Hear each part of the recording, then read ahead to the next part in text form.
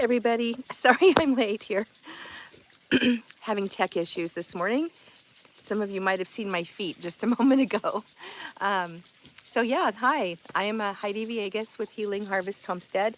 I know I had a couple people waiting a moment ago, and I had to quit the stream and start again because I am not super great with the computer. But anyway, I'm here now, and I've got your questions down here, and I'm ready to get going. I have to do a hard stop at 8:30 today, or 9:30 my time. So I may not get to all the questions, but I'll do my best. So I saw you guys. Thank you for leaving the questions in the YouTube community. I really appreciate that because it just helps a lot. And you know what I need to do? Let me see if I can bring up my chat also here.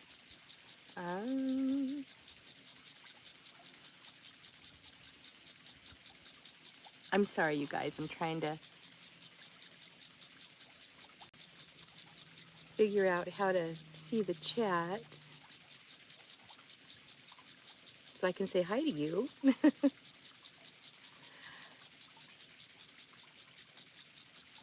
Well, I am so sorry. I can't see it for some reason, but I'll just go by your questions. And then I think what happens is if you chat something, they'll pop up. I might be able to see them as they pop up. We'll try to do that. Okay, so let me go back to the questions.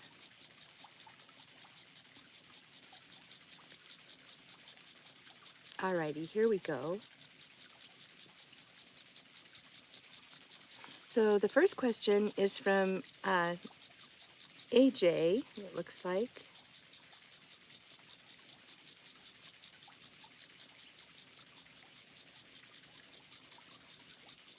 And she says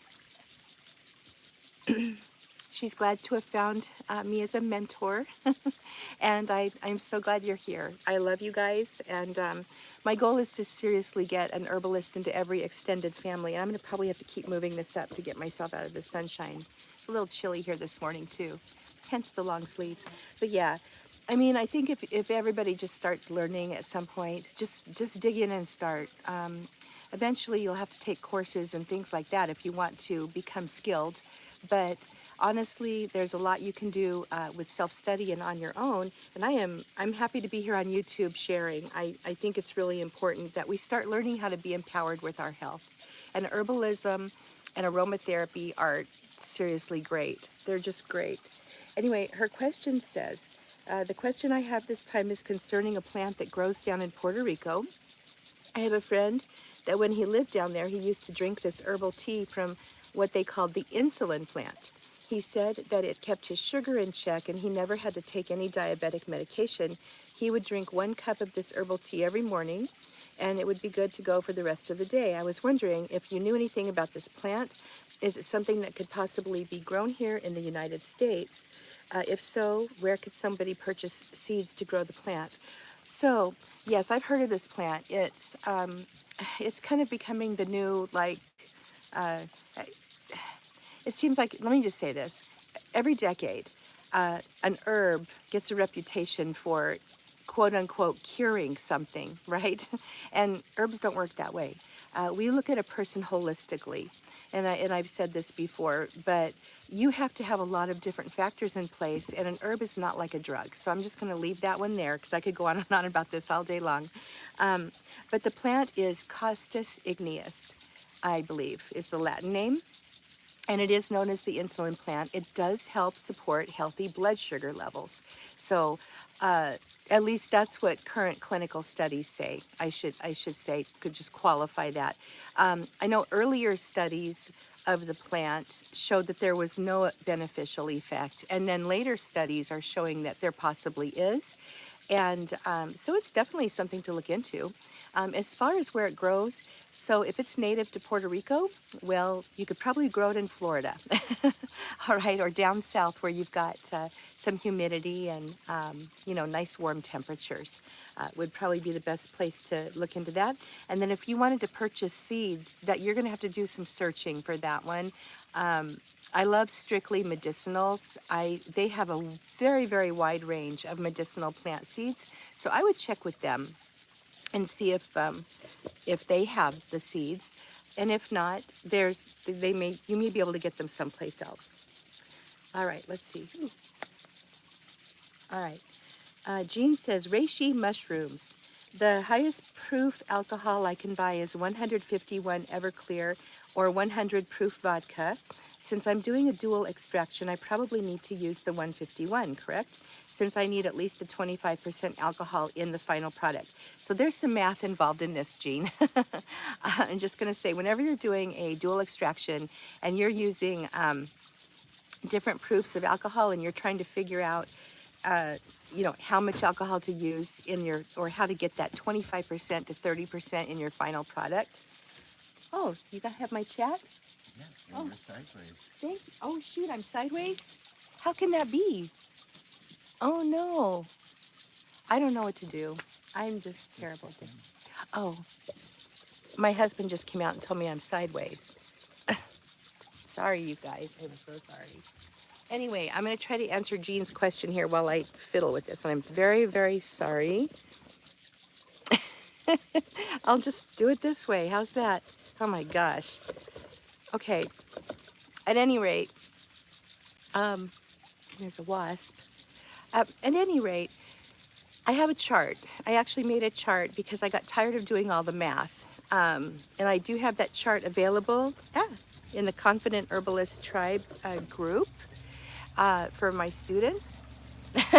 Rose says much better. I'm so sorry, you guys. I am so, so sorry. That was terrible. But anyway, I do have that a chart that's available in there. And, but I don't know it off the top of my head. All I can say is this. You must have in your final product 25, and I personally prefer to have 30% alcohol for a shelf-stable tincture. Okay, so with a dual extraction, you're going to be, if you don't know what that is, you're combining a strong decoction, which is water-based, with your tincture, which is alcohol-based. And when you extract mushrooms and other plants that are high in polysaccharides that way, you get a much, much stronger final preparation, which is good. So that's why you would want to do a dual extraction. Jean, if you reach out to me, I will see if I can get you that PDF of my chart, or if anybody else wants it too. But it's available to my students inside the Confident Herbalist Tribe, which honestly, seriously, if you're interested in learning herbs, you really should just join the tribe, because that is the next step. Like the first step, most people get into herbalism and they want to build their home apothecary out, right? They're like, I want to handle cold and flu, and I want these things for common remedies. So yes, you definitely, most people start that way. And then what happens is they become interested in the plants because they realize how well they work. And at that point, you know what, you're ready to start studying. And that's what the tribe is all about. Anyway, I'll hop off of that thing. All right, Lynn says, help with GERDs and Barrett's disease. Can it be reversed? Love to make fire cider, but afraid it could do more damage. Yes, you need to stay away from acid, alcohol, harsh things if you're dealing with GERD and Barrett's. So, what I would suggest is either heavily diluting that fire cider, or you could, just create a good tea with marshmallow root and some other demulcent herbs. Calendula would be really helpful for that condition. And, you could add some of those other ingredients into that tea if you wanted to try that. Ellen says, where do I purchase my herb storage jars? So it depends. It depends on what kind I use. Typically, I just use mason jars, and I get them at the feed store or Home Depot or one of those. That's where I tend to get my jars. But Sometimes I like to use the amber glass jars, and that depends on what I'm storing. And those I purchase just from Amazon mostly. But there's a specialty bottle company, that's what it's called, Specialty Bottle, and they have a wide range of beautiful jars. So if you want to get really unique and creative and fun with your jars, check that company out. Last I ordered from them, that was the company I used to order from when I had my little shop selling herbal products. But they don't have a minimum order, which is really nice. Most of those big bottle companies, they have a minimum order, so you have to order like tons of these jars, but they don't. So that's really helpful. At least they didn't used to. I can't speak to that. I haven't ordered from them in a few years, so. But those are some ideas. Oh, and also, I would check if you've got the craft stores around you. They're getting much better now at having like really beautiful jars or unique mason jars in stock. So like Hobby Lobby is really, really good. They have a nice supply. We don't have a Hobby Lobby anywhere up here near where I live, but down in Las Vegas there was a really, really good one, and I used to love buying jars from Hobby Lobby. Your local Walmart is another one. So that's where I go. Also, I just want to mention this. Oh yeah, Rose says, is there some good herbs I can use for a dog with allergies? I would like to see. I could put something together like that for you. I'm actually finishing up my my animal aromatherapy certification right now. I'm almost done, and that's been very, very fun. So I do use herbs and essential oils with my pets. All of them, even my cats, and have had very, very good results. Never had any issues or problems. And what I'm learning in this animal aromatherapy course, which is taught by a holistic vet, is that most essential oils are actually okay to use. There are a few that you cannot use and you shouldn't use, but when you know what you're doing and you're doing things correctly, you know, they're very helpful with a lot of animals.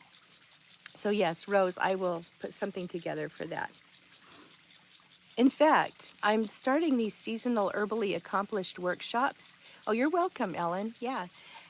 So what I'm going to do is every single month we're going to have a special workshop. I think an animal, a little mini animal aromatherapy or an herbalism class with animals would be really fun. You guys let me know if that's something you'd like me to do, okay? All right. What are the Gotta Be KD says, what are the herbal preparations for high blood pressure? All right. So you guys, I'm not a medical doctor. Most herbalists are not medical doctors. And that is, whenever we start, I'm going to put my computer down for a moment. Whenever we start talking about medical conditions, you really need to be very careful. If you are out there, spreading the word about herbalism, we are not allowed to make any promises about treating, curing, preventing, diagnosing, anything medical like that. And I am not a medical doctor, and I do not proclaim to be able to do those things. But what herbalists do very, very well is we support the health of our clients. Notice I said clients and not patients. And, oh, thanks, Cindy. Awesome. There you go. Jean, if you're watching this, there's the link there for you.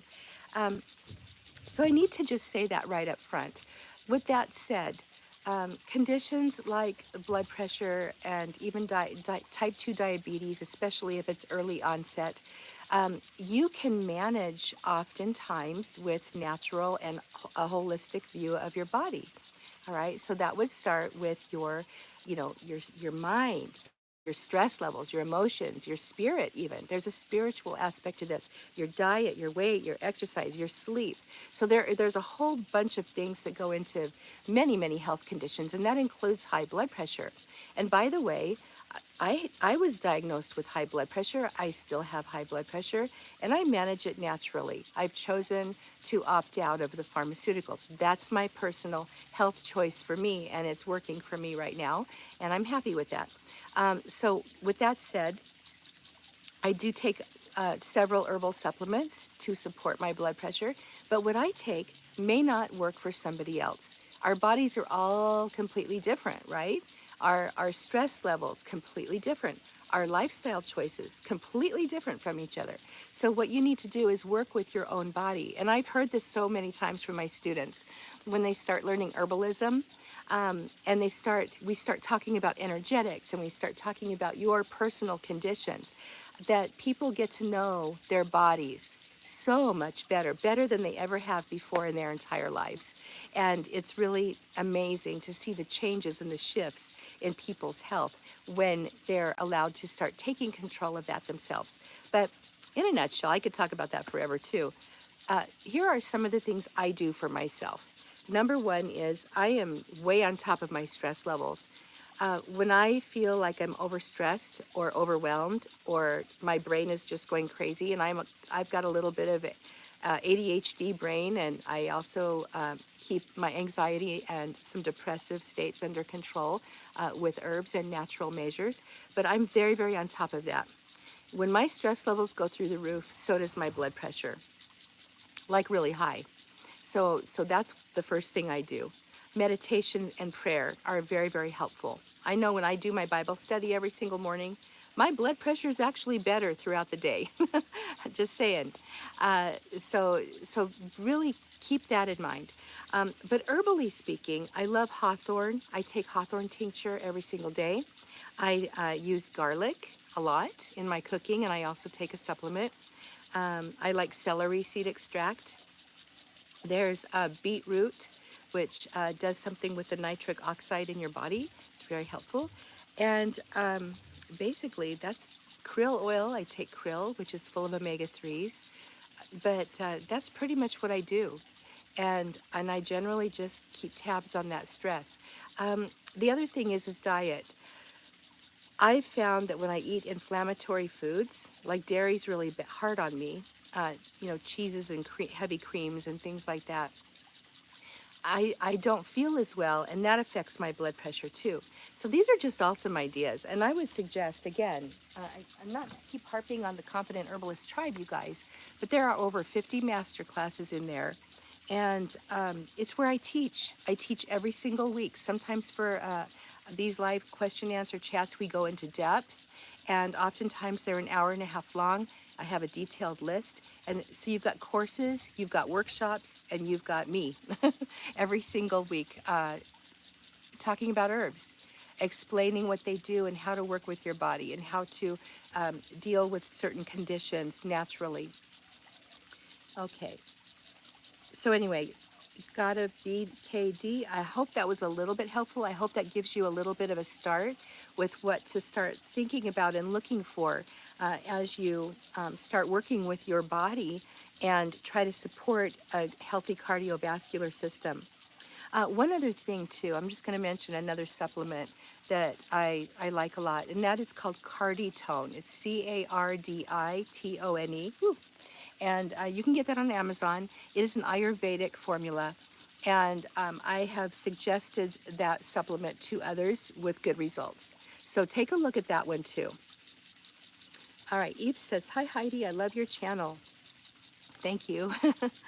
I've been making fire cider and was wondering, since it is an apple cider vinegar base, how long refrigerated will it last? I'm not sure what expiration date to put on it. It has been fermenting about 6 weeks before straining. So Eve, whenever you're doing an extract with vinegar, if you're using all dried herbs, guess what? You've got a fairly indefinite shelf life. They last quite a while. If you're working with moist herbs and fresh, like most fire ciders are going to have horseradish and garlic, although you can use dried. But if you're using the fresh herbs, then you've got to be worried about the shelf life. And so what I always say, it just kind of depends on how much dry matter versus moist matter you have in that formula. And I always say if you've got any wet matter at all, it should be refrigerated. And then I always just do the smell test. You can tell if it goes off. If it starts looking slimy or starts looking, bad, or if it smells bad, then pay attention to your nose, okay? But again, if you're using all dried ingredients for your fire cider, you are going to have a really long shelf life. Ellen says, what are truly the best herbs for a beginner to grow in their garden to start with? I feel very blessed to have you for my mentor. Thank you, Ellen. So I actually wrote an article about that a couple of years ago. It's on my website, and I just updated it. because I've been getting those questions in our student group quite a bit. People are, I mean, I know we're going into fall here, but my international people, some of them are actually starting a spring garden already. And then some of us who live in warmer climates are actually starting seeds and hoping to get those going too. So your medicinal garden is going to be very personalized to yourself. But I don't know if Cindy's still here. But Cindy, if you're still here, can you put that link in maybe for Ellen to that article? If you're not, it's okay. I'll do it later. But yeah, some basics. Here are some standby basics you should have. All of the mints, thyme, sage, peppermint, spearmint, all of those, rosemary, that is a mint. Many of those, oregano. I could just go on with the mints, actually, catnip. But those mints are really wonderful, and many of them have a very broad range of use, like thyme and sage, for example, really good. So the mints. Number 2, calendula. Calendula is a resinous flower that it has extraordinary skin healing capabilities. I would say comfrey is another one. Plantain often grows wild for most people, so if you've got plantain growing, keep it growing. Don't weed it out. Let's see what else. And I'm talking off the top of my head here. I love blackberry and raspberry. Raspberry is wonderful for women's health. Blackberry leaves are excellent astringents. So if you've got a really moist condition like diarrhea that you need to dry up or tighten up in your body, blackberry leaf is amazing. I personally, and then here's the thing. The herbs that I might choose for myself, like motherwort, for example, which motherwort is a really wonderful cardiotonic. And it's also really great for women's hormones, especially if you're in your older years like I am. So I grow a ton of motherwort, but somebody else may not want motherwort. So this is where your garden is going to be pretty personalized. So you just need to think of those common conditions. Willow bark, if you have a willow tree, that willows are great to be growing. Or meadowsweet. Most people can grow meadowsweet or cultivate it. 86 says mullein and stinging nettle. Absolutely. Now, those are wild herbs, and they do grow everywhere in the wild pretty much. Not nettle so much, but mullein you can find in almost every single ecosystem. Even down in the Mojave Desert, you can find mullein. Mullein is like the king of the respiratory herbs. And nettle you can cultivate.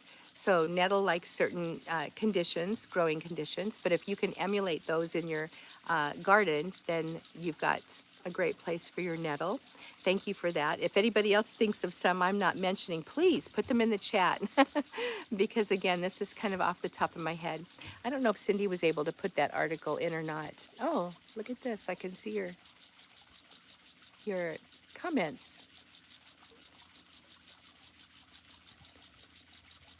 Okay, well, oh, there's more. Okay. But yeah, those are really good ones. Oh, let me talk about spilanthes for a moment. Spilanthes is also known as the toothache plant. I suggest you have that on hand, especially if you've got a family, where you've got kids or have dental problems, things like that. You really need to think about all aspects of your body. And dandelion is another really good one, super helpful for the skin, great for the liver. The leaves are wonderful for supporting your kidneys. So there are all kinds, even your berries, like your blueberries, great for your eyesight. So you just think about what you need, and then you can kind of pick and choose what you need. Joe says, I got it in above. It's not easy being faster than Cindy. No, it's not. At any rate, you guys, I don't know what time it is here.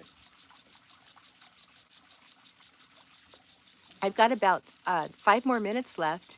Oh, aloe. Thank you, Jessica. Yep. How could I forget? Aloe. I keep several of those as well, all the time. Somebody asked where I'm located. I'm up in Idaho, northern Idaho. Or north central Idaho, I guess is more specifically where we're at.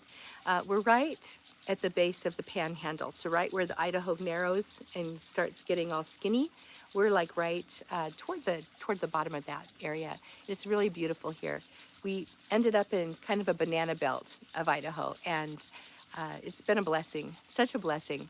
So many of you know we used to live in the Mojave Desert. I lived down in Las Vegas, Nevada for over 50 years of my life, and we ended up moving off grid to the mountains after most of our life. We lived off grid in the mountains of southern Nevada in the Mojave at about 6,000 feet elevation for about 5 years, and foraged in that area like crazy. Pinyon pine, juniper, Mormon tea, gosh, all kinds of things, chaparral. And now we're up in northern Idaho. The ecosystem is so different, and it's been so fun to learn this area. Really, really fun. Let's see here. And I just saw, I'm trying to find I saw a comment come up and I didn't catch it. I'm so sorry. I don't know how to see it now. Oh, there it is. B says, Heidi, do you ever do foraging walkabouts located in northern Utah? So when you're coming down to see your father in New Harmony, I have several who'd love to join you. That would be so fun.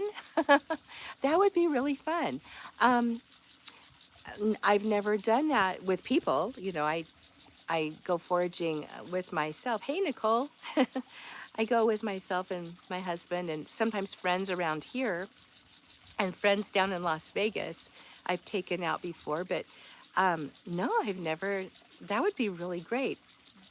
We could maybe figure something out. I don't know how I'd set that up, but yeah, because I'm going down, I'll be down there in October, which is really a great time to go looking around and go foraging for things. Maybe we can do that. That would be great. Yes, usnea is something fun to forage for. It really is. And usneas, I love usnea in terms of the fact that, number one, it's a great antibiotic herb and has antibiotic properties, but it's you can harvest it in the winter. That's an herb you can harvest all year round. So, yeah, Joe's pointing out, I do have some foraging videos, and so do other people too. There's some really good ones. In fact, who's that herbalist? Yarrow Willard, the Herbal Jedi. He's got really nice foraging videos. I like his. Rose says it's like we switched places, yeah, in the ecosystems. Yeah, it's really interesting when you move from one complete area that's, you know, you're used to the area and then you move to someplace else. Everything changes. The gardening changes, the foraging changes, the getting used to the seasons changes, but it's been really fun. And what an adventure. You know, it's been a great adventure. So, and you know, you guys, I don't know what your age is. We're midlifers here. I'm almost 60 years old, and I can tell you this: if you have a homestead dream, or an herbalism dream, or a foraging dream, or a gardening dream, don't let it go. Okay, wherever you're at in your life, don't let it go. Start doing things right where you're at right now. Start learning these skills right now, because they'll serve you in the future. My husband and I, we homestead, and our kids are all grown and gone. We're empty nesters. We have many grandchildren, and we do this alone at this point. It's just us. And so our mindset is we're starting to think into our future, like what happens when we get older. If you guys want to have more chats about that topic, I'd love to know, because it's something that's been on our heart to also talk about here and there. Like, how does it work when you are an older person and you're trying to homestead? And some of us know this, you know, and some of us are thinking about it. Let's see, Delelsa says, can you use hops as a muscle relaxer, maybe as a spray? Hops, yes, absolutely. Hops is a mild sedative herb. And you know, it's what we find in beer. It's a medicinal herb, and it's amazing. I love using hops in sleep preparations. It's a wonderful supporting herb for the more active herbs that's why I have it in my deep sleep, and that's a recipe you can get on my website. I think I have a YouTube video on that too. It's really effective. But yes, hops does help relax muscles to an extent. So here's an idea. Depending on what kind of an issue you're dealing with, you could start with this is just a little bit on formulation, but you could start with your pain relieving herbs, such as willow bark, which contains salicin that turns into methyl salicylate in your body, or along with devil's claw, if you've got inflammation. Devil's claw is amazing for inflammation. And then you could power it up with some hops, which would be, mildly muscle relaxing. On top of that, if you wanted to layer, I'm a big fan of layering formulations for acute conditions, okay? So if you've got pain, taking an herbal formula, depending on the time of day, you can mix and match different herbs morning and evening. Like you wouldn't want to take an energizing formula in the evening. You'd want to take more of a sedating one in the evening. But then adding in essential oils, adding in your muscle relaxing essential oils like sweet marjoram or ginger or turmeric, those and those other anti-inflammatories topically. Using herbs and essential oils together is an incredible way to take advantage of plant medicine. All right, you guys, I just saw another comment. I'm going to see if I can get it. And oh yeah, Ellen says, yes, I would love that talk. I'm a 58-year-old widow, children grown up and live, far away from me. I know we need to really start talking about these things as older people, I think. Nicole says, in Florida, suburbia, it looks so pretty where you are. I missed it. Oh well. There we are. I'm early 50s, no real gardening experience, but love learning. Sometimes feels overwhelming. I know, and I have to go really fast, but let me just talk about the overwhelm. I was a teacher before in my previous life in Las Vegas for around 30 plus years, of all different ages. And I know when you're learning something new. As a learner myself, I'm a lifelong learner. I will always be learning something. I'm always taking a course. I feel it's important for your brain, number one, and it's fun. I love learning. But when I was teaching my children, my students, in math was I'll just talk about math because everybody knows mostly, if you are not a math person especially, that the teacher starts the lesson on a new unit and it's easy, right? Oh, that makes sense. You can do it. And then like fractions, all of a sudden you get to this content that's hard to understand. It's a little more difficult. And the kids are like, oh, I don't get this. This is hard. And then a couple weeks later, after some practice and after, some working it through, all of a sudden it's easy again, right? And then it starts all over again. So there's always this up and down in your learning process. And if you feel overwhelmed, that's okay. That's actually a sign that your brain is working. There's some activity going on there and you will get it. You need to just keep telling yourself that. It will happen. I've seen it with my young students. I've seen it with my adult students, and it's exciting. So just know that learning all this, whether it's gardening or herbalism or canning or whatever it is, like, Rose, amazing. Just, she's 76 years old and now has a tea business. If you want teas, any of my recipes, she sells my recipes. So there you go. And I no longer sell products. I don't have time. I have thought about it, but I just don't have time. At any rate, you guys, I really must go. Carrie Purdy, hi Heidi, I'm from maybe that's Seattle. I don't know. All right, guys. I will talk with you guys all later. Maybe next week. I'll let you know in the community chat. And I love you, and I'm so sorry about the way this started out. I don't know what happened. So thank you, guys. I'll talk with you soon. Bye-bye.